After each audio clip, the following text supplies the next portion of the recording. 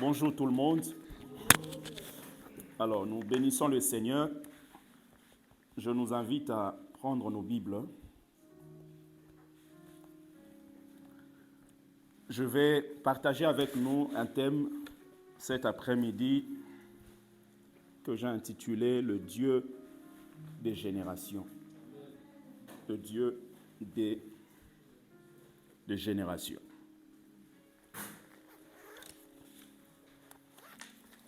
J'aimerais qu'on prenne vraiment un temps tout à l'heure pour prier, même 10 à 15 minutes par rapport au message que nous allons écouter. Nous allons lire Ecclésiaste, chapitre 1er, le verset 4. Et ensuite, on lira le livre de 1 Roi, chapitre 19.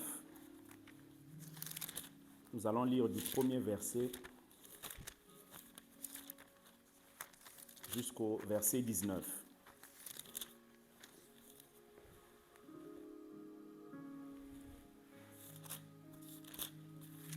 Ecclésiaste 1er.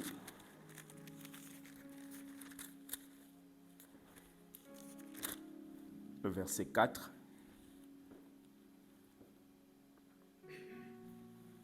La Bible dit, une génération s'en va, une autre vient, et la terre subsiste toujours.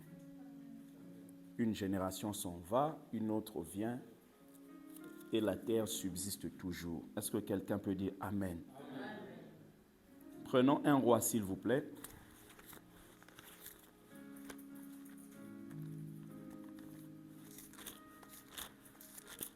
Chapitre 19.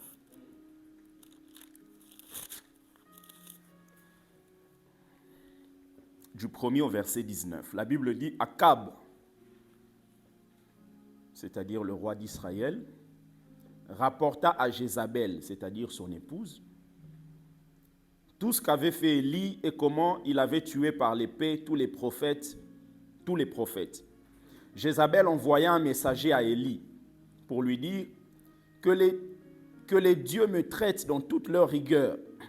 Si demain à cette même heure, je ne fais de ta vie ce que tu as fait de la vie de chacun d'eux. Élie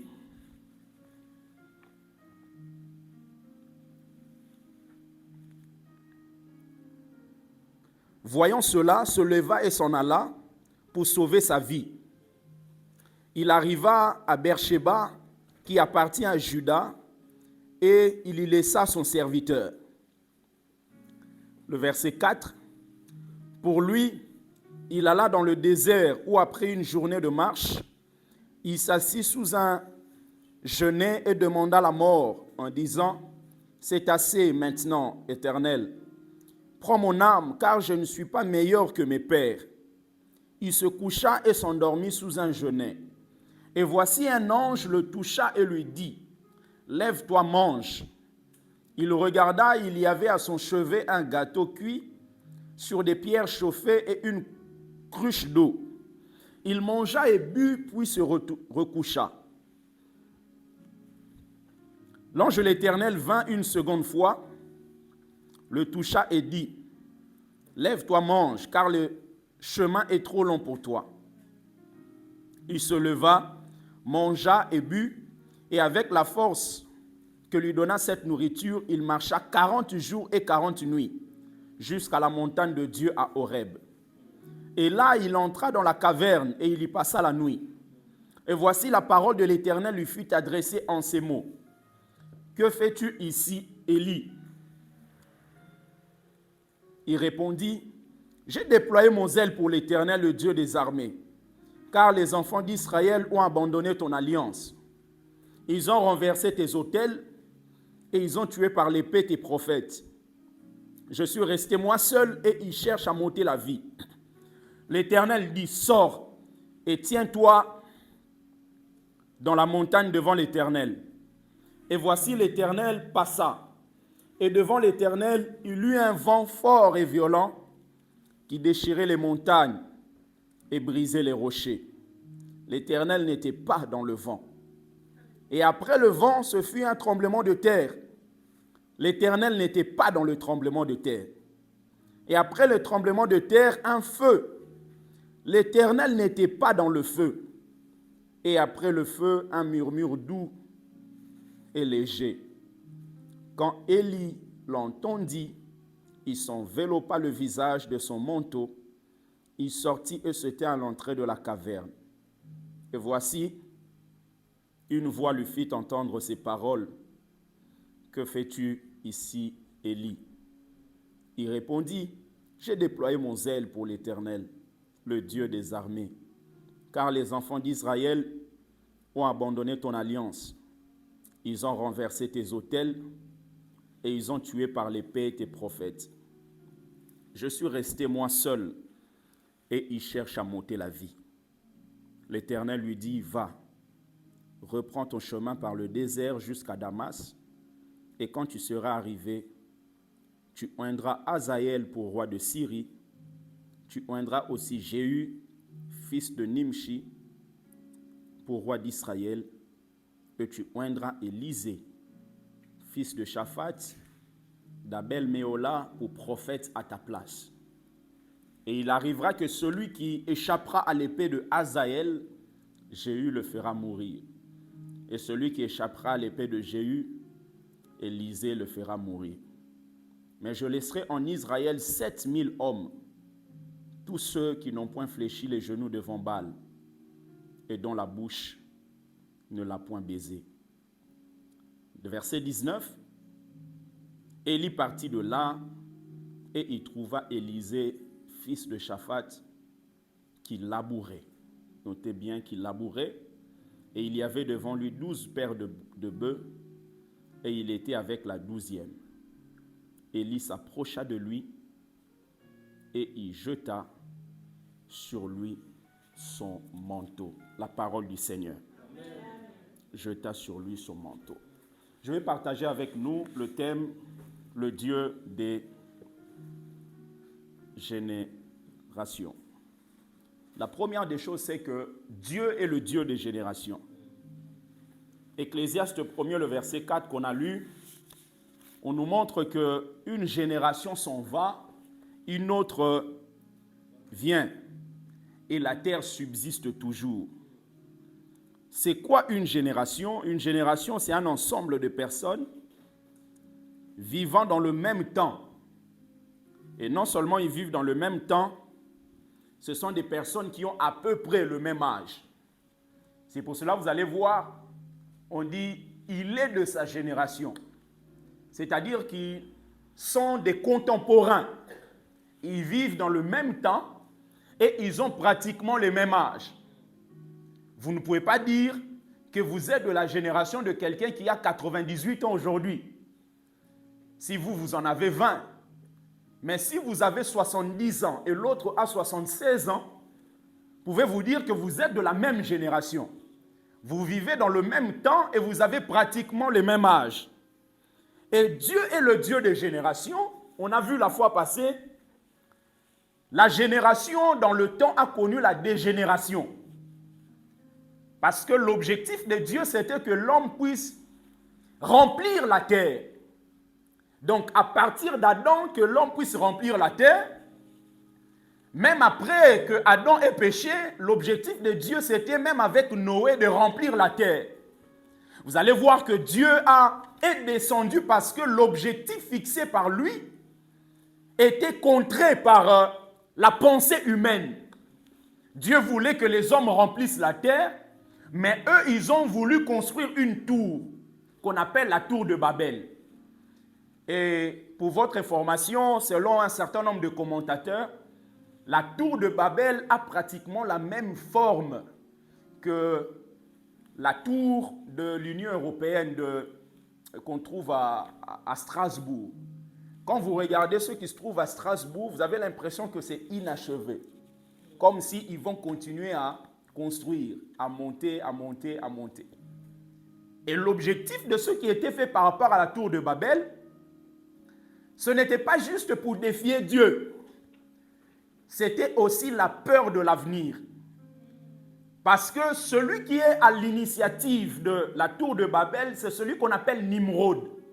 Et Nimrod, c'est le petit-fils de Noé. Et Noé a vécu ce que beaucoup n'ont pas vécu. Noé a vu combien la terre était en train d'être détruite. Noé a vu combien les eaux envahissaient les maisons. Noé, avec sa famille, avec les animaux, ont été sauvés. Et finalement, Noé a vécu ça quand il sort. Noé a des enfants, a des petits-enfants, et Nimrod, sûrement, il pense à ça. Il s'est dit finalement, construisons une tour, afin que ce qui est arrivé à mon grand-père Noé, si ça arrive encore, on aura un lieu où on pourra se protéger. Vous voyez combien est-ce que, lorsqu'on essaye d'établir nos plans, Dieu finit par nous disperser. Un jour, une fille m'a dit, pasteur, le mariage traîne. Et comme le mariage traîne, au XXIe siècle, dire que cet homme appartient à cette femme, en tout cas, ça n'existe plus. Et le monsieur qui me drague, il est marié. Pasteur, on va se battre. Celui qui va gagner ou celle qui va gagner, gagnera. Ça, c'est le résultat de quoi? De quelqu'un qui est impatiente. Qui se dit finalement, je veux faire selon moi. Mais dans un tel mariage, tu n'auras pas la paix. Déjà, il ne te respectera pas parce que tu n'as pas respecté ce qui était la chose de quelqu'un d'autre.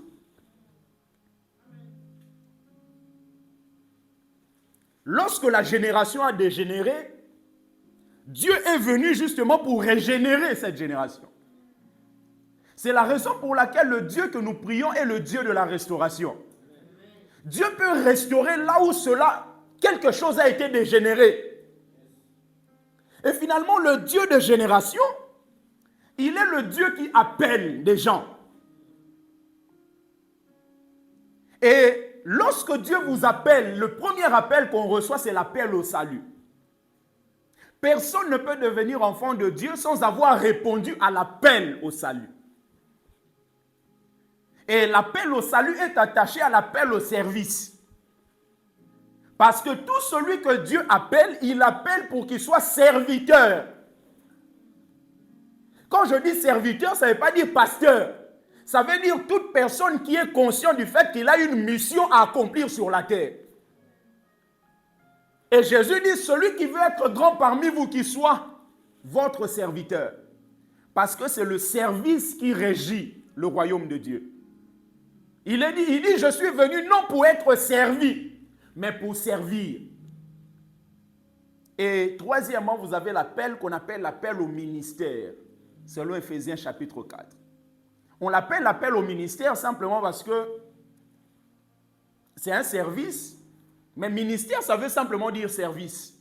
Mais c'est un service particulier parce que ce sont des personnes dont que Jésus a donné à son Église pour perfectionner l'Église. C'est pour ça que la Bible dit, il a fait des dons aux hommes, les uns comme pasteurs, les uns comme prophètes, apôtres, évangélistes et docteurs, pour le perfectionnement des saints en vue de l'œuvre du ministère. C'est-à-dire que le pasteur est là pour perfectionner le saint, afin que le saint puisse aller rendre ministère, service. Donc, le but des enseignements que nous recevons, c'est que lorsqu'on finit ici, que je puisse aller servir. Mais servir où? Servir là où je travaille, servir là où je fais ma formation. Et je disais même au frère Henri, je lui disais, je ne crois pas qu'un frère à l'église peut être rempli du Saint-Esprit et être un mauvais travailleur au boulot. Non. Bien aimé, si réellement nous sommes remplis de l'Esprit, il faudrait que cela affecte nos activités de tous les jours. Parce que le ministère dont nous devons rendre, ce n'est pas ici.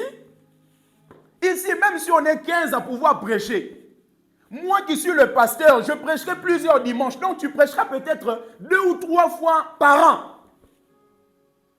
Maintenant, vous voyez que nous passons beaucoup plus de temps à l'extérieur qu'à l'intérieur. Nous sommes venus ici pour 2 heures pratiquement. Et quand on va finir ici, on a des heures et des heures. Et c'est là-bas qu'on peut rendre ministère. Est-ce que quelqu'un peut dire Amen? Et justement, cet appel, nous allons nous baser sur l'appel d'Élisée. Dieu a appelé Élie pour qu'il soit prophète. Élie qui était prophète, le prophète dans les temps anciens était quelqu'un qui donnait la direction au peuple. Parce que lorsque Dieu a créé, l'objectif de Dieu c'était d'être en contact avec l'homme, vivre avec l'homme et que l'homme dépende de lui. Et finalement, l'homme n'a pas voulu, l'homme a péché. Et l'homme est devenu, comme j'ai dit la fois passée, Dieu lorsqu'il a dit à l'homme de cultiver, il n'a pas dit de cultiver sous l'autorité d'un directeur. Non. Aujourd'hui, quand on voit un homme manager et tout ça, c'est parce que l'homme n'a pas voulu suivre ce que Dieu voulait. Dieu lui a dit cultive. Est-ce que vous avez vu, on a dit Adam, tu seras sous l'autorité de quelqu'un d'autre? Non. Dieu voulait que l'homme soit sous son autorité directement. Mais finalement, l'homme n'a pas voulu. Et Dieu, plus tard, il a voulu que le peuple d'Israël soit un royaume de sacrificateurs. Mais ils n'ont pas voulu. Ils ont dit à Moïse, non, toi-même, va, nous allons rester. Et finalement, Dieu a choisi des sacrificateurs qui sont censés diriger le peuple. Et finalement, les sacrificateurs qui sont choisis pour diriger le peuple, eux-mêmes, ils commettent des dégâts. Dieu se dit non, il faut des gens encore pour qu'ils puissent reprendre non seulement le peuple, mais reprendre aussi les sacrificateurs. Et finalement, Dieu donne des prophètes qui sont là pour pouvoir reprendre non seulement le roi, les sacrificateurs, mais reprendre aussi le peuple. Et finalement, Élie qui est appelé au ministère prophétique, Élie a affronté les prophètes de Baal. C'était terrible. Élie, par l'onction que Dieu lui avait donnée, Élie a pu mettre fin à plusieurs centaines de prophètes de Baal. Élie qui a reçu l'appel, et Élie qui arrive à vaincre des prophètes de Baal, mais vous allez voir que en ce temps-là, celui qui était roi, c'est celui qu'on appelle Akab. Maintenant, Akab avait une femme qu'on appelle Jézabel. Et finalement, lorsque Élie arrive à vaincre des prophètes de Baal, arrive à tenir tête à un roi. Vous vous rendez compte? Élie arrive à tenir tête à un roi, arrive à tenir tête à plusieurs prophètes de Baal, des hommes. Mais lorsqu'il s'agit de Jézabel, Élie fuit. Jézabel, c'est l'épouse d'Akab. C'est une reine qui est impie, remplie d'idolâtrie. C'est une reine qui persécutait des prophètes. Le prophète Élie a fait face à un roi, a fait face à plusieurs hommes qui sont des prophètes de Baal. Mais quand il s'agit de Jézabel, Élie fuit. Pourquoi? Parce que dans Jézabel, il y a l'incarnation de la sorcellerie. Bien aimé, la sorcellerie, c'est quelque chose qu'il ne faut pas jouer avec. Jézabel, c'est l'image de quelqu'un qui vient fermer la bouche des prophètes. C'est l'image de quelqu'un qui vient détourner des personnes sur le droit chemin. C'est l'image d'un esprit qui vient empêcher plusieurs pour pouvoir ne pas avancer comme Dieu l'entend. Ne sous-estimez pas la puissance bien-aimée de la sorcellerie.